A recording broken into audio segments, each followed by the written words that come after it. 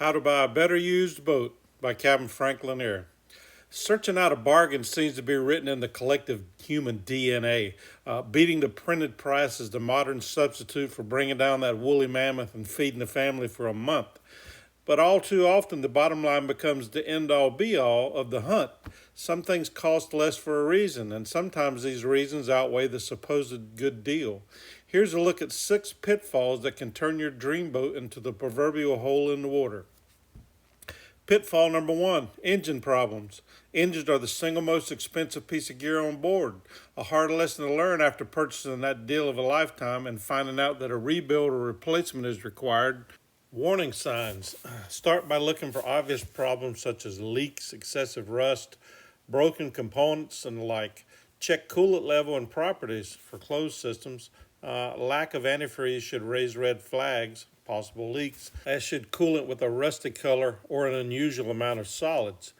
Pull the dipstick and check the oil. A slightly low level may be okay, but a higher than normal level could be a sign of trouble, especially if the oil is milky or frothy, an indication water, antifreeze, or transmission fluid is present, which could mean anything from blown gaskets to a cracked block. Smell the oil. Burnt smelling oil is an indication of overheating. Then wipe the dipstick on a clean white cloth or napkin. Oil that's thick initially but then starts to spread out over the cloth is an indication of fuel contamination. How difficult is the engine to start? Depending on the engine, whether it's gas or diesel, hard starting could be caused by anything from weak batteries and faulty plugs to bad fuel pumps. How does the engine sound? Does it run smoothly at idle and under load, or does it idle unevenly and stall out when placed in the gear? Rough running can be caused by anything from clogged fuel filters to compression problems, while engines idling at more than 800 RPM may have been set high to mask idling problems. Verify proper oil pressure and operating temperature. Low oil pressure could be due to anything from faulty oil pumps to cam bearing failure. High water temperatures may be something as simple as a bad impeller, but could also be caused by corroded manifolds or exhaust risers. Read the smoke signals. A well-maintained engine may smoke when initially cranked or while idling, but not when warmed up or under load. Smoke color can also provide an indication of problems. Blue for burning oil, black for incomplete combustion, and the like. Fight or flight mechanism here. Have the engine surveyed by a competent marine mechanic, then discuss repair options and cost.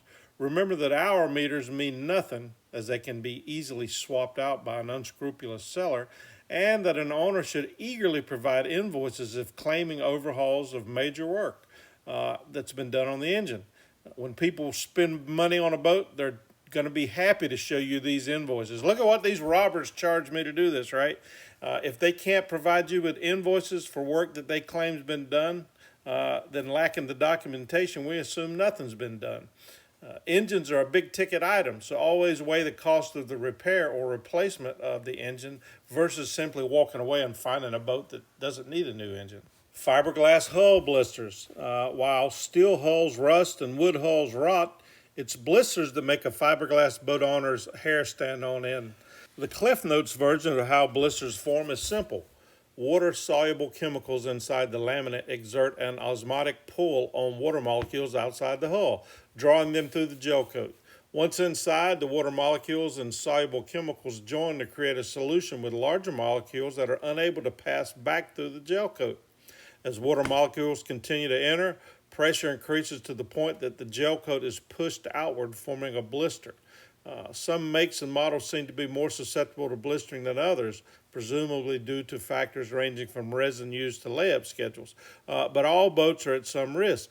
Location also plays a factor. Relocating a vessel from cool to tropical waters, from fresh to salt, etc., could cause blisters where there were none previously. Warning signs. The best time to spot blisters is just after the boat is hauled, preferably after the hull has been power washed and is still wet. Blisters can depressurize in a matter of hours once the vessel is hauled, minutes in some cases, making them all but impossible to spot. Something to consider if inspecting a boat that's been hauled for a while. Blisters will typically appear as circular bumps or dome-like protrusions while sighting along the hull. Sometimes water trapped between the bottom paint and gel coat forms bumps that can be mistaken for blisters. With the owner's permission, try pressing a suspected blister with a rubber-gloved finger. Be sure to wear goggles, as blisters can be under considerable pressure. If the fluid that comes out has a chemical styrene smell, chances are it's a blister. Fight or flight. Although hull blisters and terminal cancer are often viewed with the same level of dread, finding one or two blisters on an older vessel is no more serious than an occasional gouge to the hull. In this case, spot treatment of individual blisters as they occur, grinding them out to good material, barrier coating, and then filling it and fairing it with a suitable epoxy mixture normally sufficed. Far worse is the dreaded pimple rash or boat pox, where the entire bottom is covered with hundreds or thousands of blisters. Repairs in this case involve removal of the entire gel coat and skin out mat to good laminate, and then adding additional laminate to return the hull to original strength. This is an expensive repair that many yards will gladly perform, but rarely guarantee will prevent future blister formation. Finally, be aware that the presence of blisters may very well have a negative impact on a vessel's resale value, depending on a potential buyer's perception of blisters. Pitfall number 3, wet and delaminated decks. Water intrusion into core decking likely causes more boat damage every year than sinkings, groundings, and fires combined. Cord construction simply means that you've got an inner and outer layer of fiberglass sandwiching some material in between them. This could be ingrain balsa, plywood, or maybe one of the more high-tech foam variations. The prime directive with cord construction is keeping water out, particularly with balsa or plywood. Wet coring can rot, allowing the cord deck to separate, drastically reducing structural integrity. Long-term water exposure causes problem with foam core decks as well. Core separation, freeze damage, and even disintegration in some cases. Warning signs. The first step, literally, in finding deck problems can be as simple as walking on them. Soft spots, oil canning or flexing, or even water squishing from deck fittings while you walk on them are all indicators of potentially expensive repairs. Drips and brownish stains below decks are also common signs of water-soaked decks and rotting core.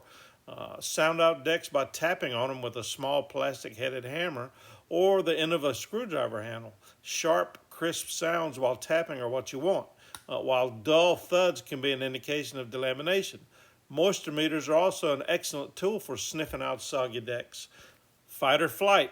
While repair costs will be directly related to the size of the delaminated area, cutting open a deck for core replacement is never cheap. If a deck flexes like the moonwalk you rented for Junior's birthday, run or get ready to lay out some serious cash. Pitfall number 4, structural issues. Fractured bulkheads, loose fiberglass tabbing, or cracked floors and stringers, the internal supportive gridwork of the hull, are all common signs of excessive hull flexing and stress overload.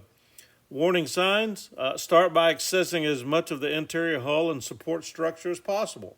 Look for rot, broken bulkhead tabbing, and fractured fiberglass where stringers and floors meet. Pay in particular attention to those that provide support for the engine. A strong flashlight and an inspection mirror are good tools to have while looking for damage. A small digital camera or your phone will also be a big help. Stick it in hard to access areas and snap pictures in all directions for review later. Fight or flight.